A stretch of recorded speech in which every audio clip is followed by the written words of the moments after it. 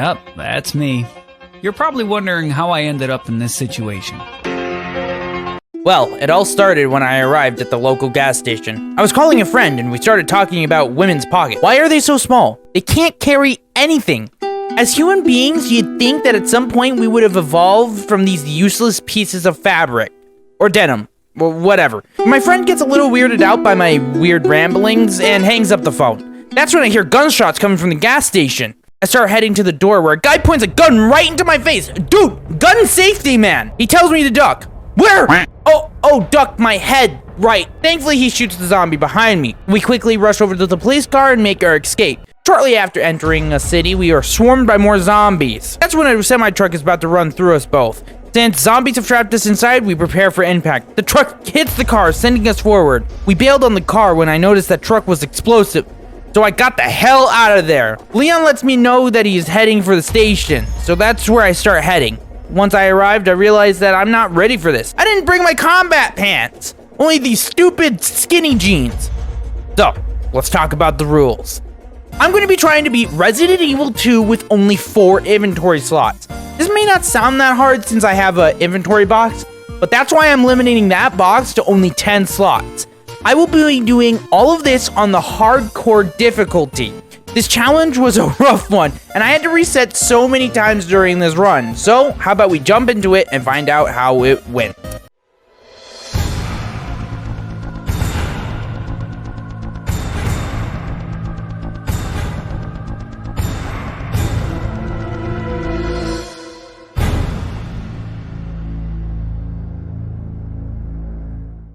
I finally arrived at the police station. I quickly look for a way inside and I make it to this gate door. But unfortunately for me, it's locked. That's when Leon walks outside. I call for him to come down to help me with the door. He heads down the stairs and he tries to hit on me. Being in the zombie apocalypse and all, I quickly shut that down and tell him that we can just be friends. That's when he starts uncontrollably sobbing. This kind of weirded me out, so I just started to back away slowly.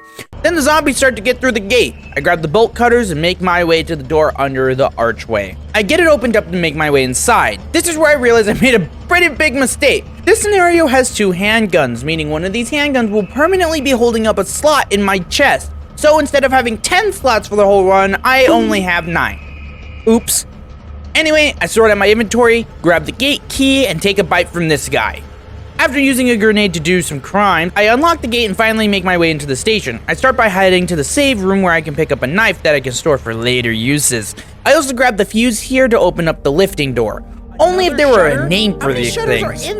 Anyway, I run through the office to open the door with the fuse. Now with an open slot, I head back into the office to grab the valve. Now with the west side of the station open, I can sneak my way through the hallway with the liquor and use the bolt cutters on the door in the briefing room. I discard the bolt cutter to grab the detonator.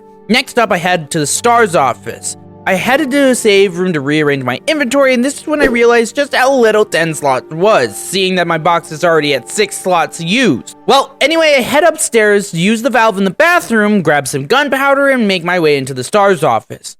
I grabbed the battery and combined it with the detonator, and I grabbed a flash grenade. I walk back into the hallway where Mr. Cop appears. This is where the run goes south. Spawning Mr. X here is really bad. Almost every puzzle that I will do from here on out will spawn him, making it way too hard to traverse the station while he's clod hopping with his giant boots. After an entire hour of banging my head against a wall, I give up. And restart the run! I'm not giving up that easily. I drop a new plan and put it into motion. Basically, I'll do everything the same. The only difference is that I won't go to the STARS office first. I'll head upstairs and grab the spade key. Once I have it, then I'll go around and unlock all the doors with the spade key, so I can discard it. While doing this, I unlock the lion medallion, but I don't grab it just yet since I need space for the weapon locker keycard in the art room. I can now go grab the grenade launcher with this keycard. After grabbing it, I realized I messed up even worse. Claire's grenade launcher can only hold 1 piece of ammo and can only hold up to 10 per stack. It's the worst for condensing your inventory space. This will start to be a huge problem later on. Okay, after contemplating my life choices, it's time to spawn in Mr. Pain in my... I grab the valve from the box and make my way back to the bathroom. I use it and don't grab the gunpowder. I instead decide that I want the flame rounds in here since they can stack into 1 slot. I still grab the flash grenade and the battery while I'm in here. I head back into the hallway and flash Mr. Lonely Bald Man to get past him.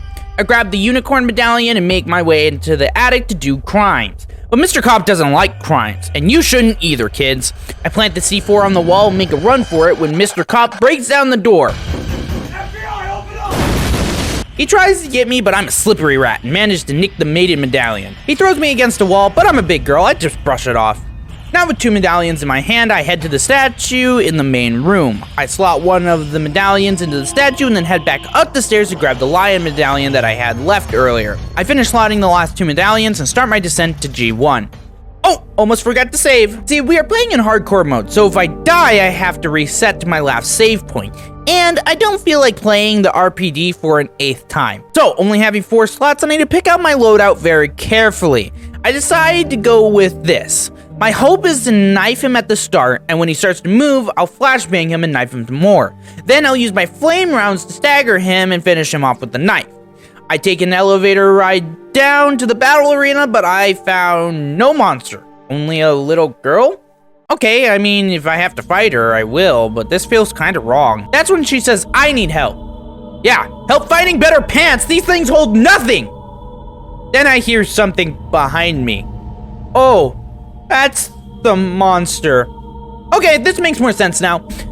He breaks the bridge and knocks me down.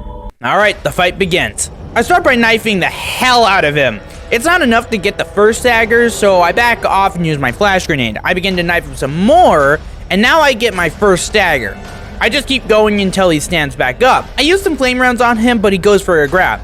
I have to use my knife to break the grab. Now my plan got a little derailed. I decided to just keep shooting flame rounds, and after 7 flame rounds, he finally dies. After being G1, I call for that little girl to let down the ladder. She lets me know that her name is Sherry and that her mom works for Umbrella and that her dad is gone. We make our way into the garage where we find a keycard reader. Sherry informs me that her mom used to take her in and out of the station this way. Since we don't have a keycard, we can't open the shutter. Even without the keycard, Sherry and I try to open it with our hands, but it's no good. Then a man from out of nowhere notices Sherry. He quickly points a gun at me and commands Sherry to zip tie me. Why does everyone point a gun at me? Since I don't want to be shot, I conform to his demands and let Sherry zip tie me. I threaten him, which leads to him totally breaking my ribs. Come on, those ribs are shattered. I guess he has a key card because he uses it and takes Sherry away. I find a piece of glass and try to cut the zip ties in time, but unfortunately, I'm too late. It's time to find a way out of the station fast. Since the garage for Claire only has liquors in it, it's a pretty easy section. I can just stealth walk right past them, and there's very little to pick up here. I grab the diamond key from the morgue and walk over to the shooting range where I can unlock a door. I'm doing this so later I can discard the key. This way I'm not burning a hole in my inventory box. Anyway, I found another locked door with the power control for the elevator. I unlock it and turn on the elevator. Then I take a little elevator ride. Oh boy, this section of the game is going to be rough. You see, I need to get the big gear, which takes up 2 of my inventory slots, plus hold on to 2 different keys, find the jack for the library, and grab a grenade. I start by running downstairs to unlock the door and grab the handgun bullets in this room. Again, I need to make sure I unlock every door so I can discard the key. I make my way up to the 3rd floor where I go into the storage room. I pass on grabbing the large gear and instead head to the back room with another heart key door to open. I open it up and inside is one of the electronic components. To save inventory space, I slot it into the door immediately. I had been going for a while today, so I decided to end the stream to give me more time to strategize on how to make it through the rest of the RPD. After a good rest, I had a strategy. First, I will go to the east hallway and use my diamond key on the last door and discard it.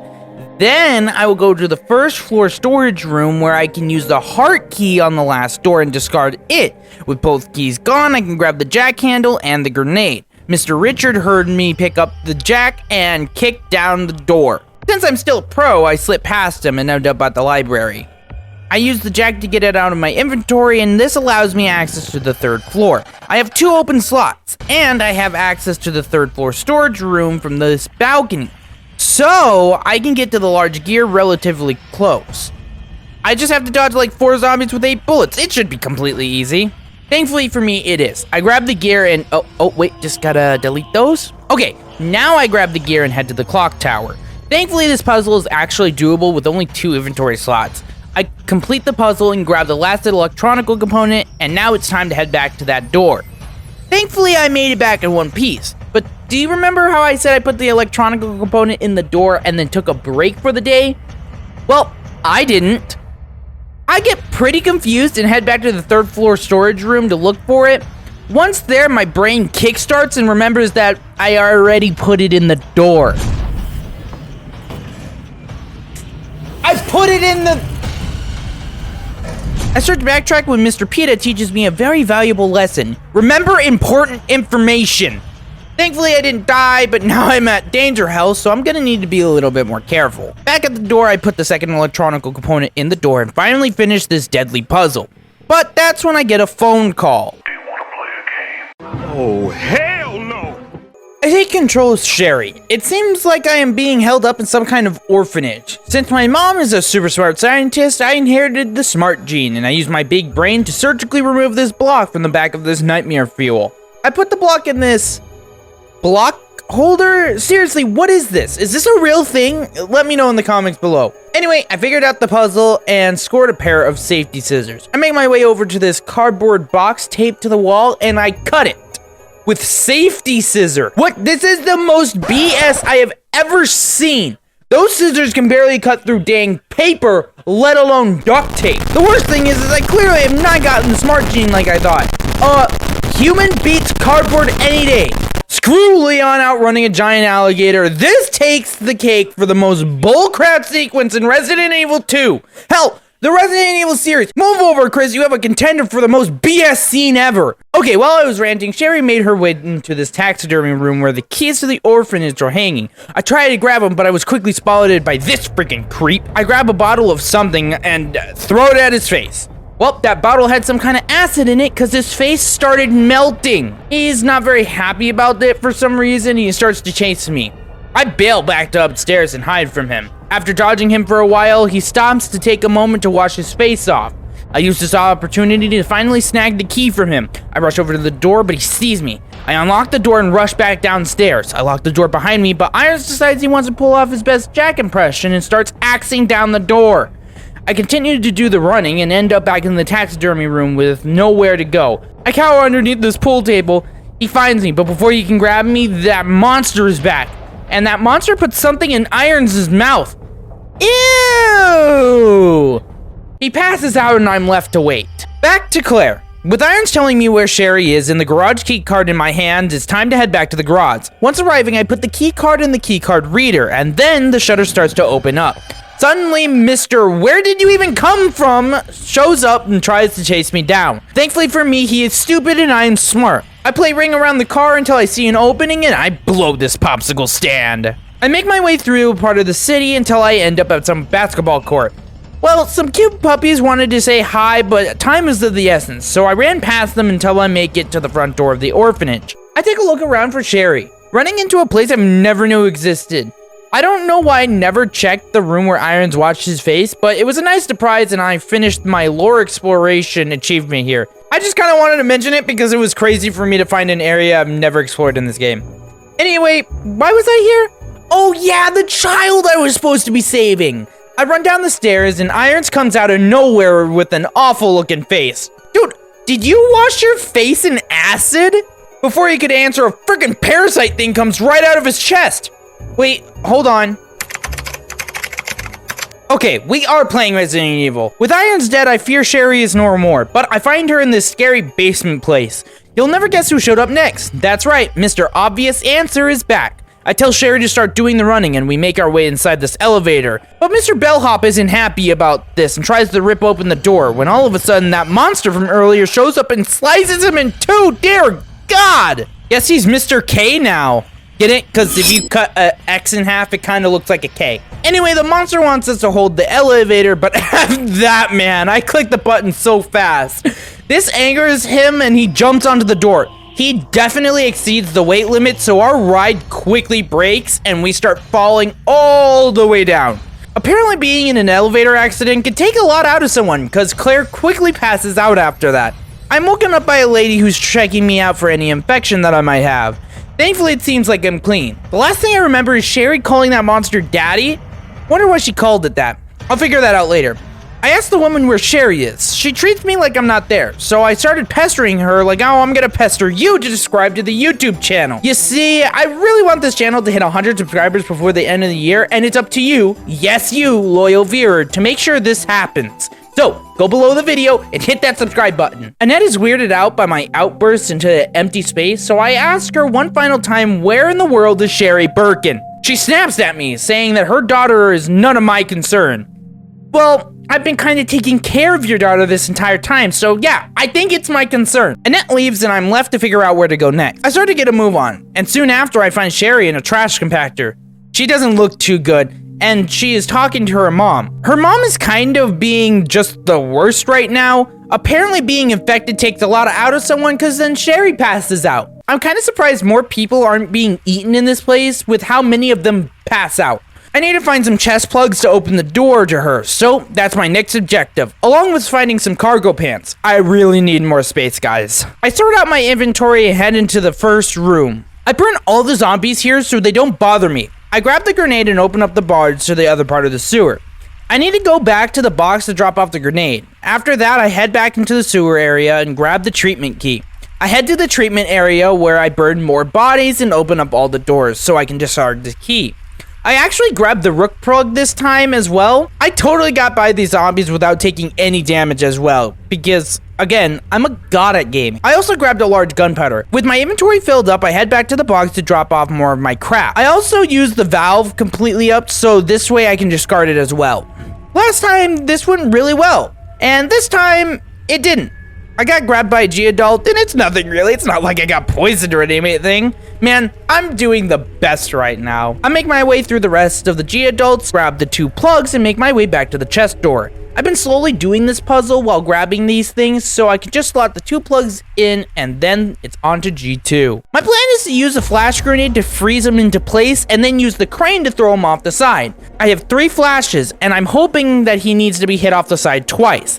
I start the fight. I got the first hit on the crane while using 2 flashes. Just for the second now. I get him into position and I throw the flash. The crane swings around, hits him. What? And doesn't kill him.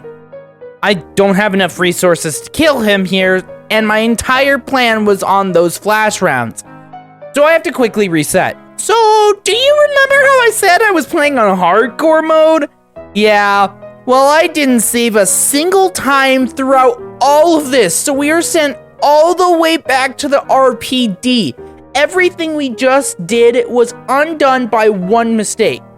It really sucks. But just to save time, we're gonna jump back into the fight. I basically did everything the same. The only difference is I grabbed a gun part from the sewer, which turns my SLS into a Magnum. I also grabbed a knife. Oh, and the biggest change is I saved the dang game. Okay, I kind of changed up my strategy for this fight to deal more damage. With a knife, flash grenades, and the grenade launcher with acid rounds, I start the fight by unloading 4 acid rounds right into him. Then I flash him and pull out my knife. I start knifing this mother effer like crazy. After like 2 swings, he gets staggered, and I just keep knifing him. The more damage I deal, the less I have to hit him with the crane. He stands up and then just staggers again, so I just keep knifing him until it breaks. Once it breaks, I run over to the controls and hit the crane button. Then I throw a flash just as he's getting up to freeze him into place. While I wait for the crane to swing over, I can pick up a flash grenade and another knife. Heck yeah, baby, more knifing time! I throw one more flash grenade and then the crane smashes right into him. It wasn't enough to kill him, but I still have some acid rounds left. With 4 more acid rounds, he staggers one more time. I hit the crane and wait to see if it's enough to kill him. Doesn't kill him, this could be the entire challenge. The crane hits him, and he dies! Let's go, baby! After like 3 hours of waiting, I finally grabbed Sherry, who has horrible pink eye. I hear Annette over the speakers, and she tells me I can cure Sherry if I head down to her lab. With little time to waste, I grab Sherry, and we make our way over to the cable car. I set Sherry down on the bench, and walked out of the cable car. But I need some stuff, okay? Mostly herbs, so I grab some herbs, heal myself, and then we start our descent to Nest. Once we arrive at Nest, I grab Sherry and take her into this room. I make sure she's situated and head out to find the cure for her. This place, oh, I hate this place. You see, I grabbed the wristband from Sherry that is basically needed everywhere, meaning it's permanently locked in my inventory, which knocks me down to 3 slots. I headed to the cafeteria to grab the 2nd level clearance upgrade, along with like a single flame round. Geez game, thanks for really helping me out here. I run to the bridge area of the lab and take this signal modulator. In order to start it later, I need to go back into the cafeteria and turn on the power. Once that's done, I can start to make my way over to the west area of the lab. If you aren't keeping track, I now have 2 current puzzle items holding up my inventory, meaning 2 slots are open and 2 slots are completely locked. I'm able to sneak past the IVs and make it into the control room. I grab the capsule from the dispenser. That's 3 slots loaded now. I unlock 2 doors with the lab codes and head into the mixing room to fill the capsule with serum. Once it's full, I shoot this IV and make my way into the bottom portion of the lab. I turn on the power and head into the server room to make up some more space in my inventory. I drop my pistol and a single modulator since I won't need it until I make it to the east side. I pick up some flame rounds and gunpowder with my open slots. Once I have everything, I drop it back into the box and grab a knife for protection. You see, the IVs can one-hit kill me in this area if I don't have a defense item, so I want to keep the knife on me, so if I get grabbed by an IV, I can just stab them. And if I make it through the area without being grabbed by an IV, I can just discard the knife. I head into the freezer to freeze the serum. Now that that's done, I can go back up the stairs and put the serum in the dispenser. This frees up the level 3 clearance chip for the wristband along with an inventory slot. I head into the mixing room again to grab a grenade that's in here. Then I can grab the level 3 clearance upgrade. Getting by the IVs was difficult, but I managed. Now with the 3rd level clearance upgrade, I can make my way to the west side of the lab. I grab the signal modulator from the box and turn on the power in this room. With that done, I can now discard it. I then quickly take a save, head across the bridge into the virus room. So it's almost G3 time. One problem though, this mother trucking door needs the wristband to open, meaning I am locked to only 3 inventory slots for this fight. This kinda sucks, and worse than that, this fight is pretty hard. I tried to work with only 3 slots, and honestly, no matter what loadout I tried, it just wasn't working. I don't know if I would have picked up the machine gun from the RPD if I had a chance, but it's hard to say. The biggest problem is that a gun takes up an entire slot, meaning it's really hard to bring a lot of ammo for this fight. After trying a while with only 3 slots, I decided to allow myself 4 slots for ammo and weapons. Technically, I failed the challenge here, but if you think about it, it's like I just put the wristband from my pocket onto my wrist. Even with 4 slots open, this fight is still very close. I decided to go with this loadout. I go with this loadout because of the ammo that's left around the arena. If I don't have to bring my own ammo, I can bring better weapons. Acid rounds deal a lot of damage, so I will be using them whenever his chest opens up, or if I run out of magnum bullets to hit him with. Once out of all of my ammo, I can just run around the arena and grab all the handgun bullets that are just laying around. After many attempts, I have a near perfect run against him. Left with just handgun bullets, I hope that's enough to finish him off. As I shoot my last round of handgun bullets, I don't kill him. The challenge is completely failed. Is what I would have said if there wasn't a grenade down here. The entire run rests on this one grenade. If this grenade doesn't kill him, it's over. I can't beat this fight with only 4 slots. I toss the grenade and... I almost just reset it! Those grenades are the MVP of this run. Yeah, I didn't kill him with just 4 slots, but that stupid wristband can kiss my ass. With the cure, I head back to the room where Sherry was. When I get there, Annette is waiting for me. She's able to cure Sherry of the virus, but somehow in some way, she has a fatal injury. Annette, you didn't shoot someone off the bridge, did you? Never mind. So, Annette dies from her injuries, and with a heavy heart, Sherry and I have to escape. Cheer Sherry up, I tell her mom's probably not dead since she has a pretty good track record of BSing death, and probably will wake up at some point to shoot a lady off a bridge since that has not happened yet. Anyway, Sherry and I made it to this train. I stuffed the stupid wristband into this box and grabbed all the grenades I've been holding on to. You see, William Bergen, just like his wife, hates dying. Oh, I almost forgot to mention, the monster we've been fighting is Sherry's dad. So, yeah, Sherry's gonna need a lot of therapy after this. But anyway, G4 is gonna attack me, but he doesn't really have a health bar like the other bosses. Instead, he takes damage based on how many eyes you pop off his chest. One grenade will pop all the eyes off his chest, and I have 6 of them. I grab the fuse from inside the train and take it to the control room. Inside the control room is a minigun. Thankfully, after putting the fusey thingy in the fuse hole thingy, I can pick it up. But not before Leon calls me on the monitor. Hey Leon, you didn't happen to see a woman in a lab coat just a minute ago, did you? Oh, yeah. She shot my love interest off the bridge. I effing knew it! She wasn't dead! I tell Leon that I found a train and that we are making our escape, but it didn't seem like he got the full message since the screen starts to glitch and I lost connection. I grab the minigun and start the fight with G4. This fight, unlike its predecessor, is very easy. All I have to do is wait until his chest is full of eyes, then I throw a grenade. Rinse and repeat until I'm out of grenades. Then I will slowly shoot his eyes with the minigun until he dies. With him finally dead, Sherry and I are able to make our escape. With the train at full speed, we escape the lab. That's when Leon walks in. Oh, hey buddy, you made it! Just as we're getting settled, we hear a loud bang.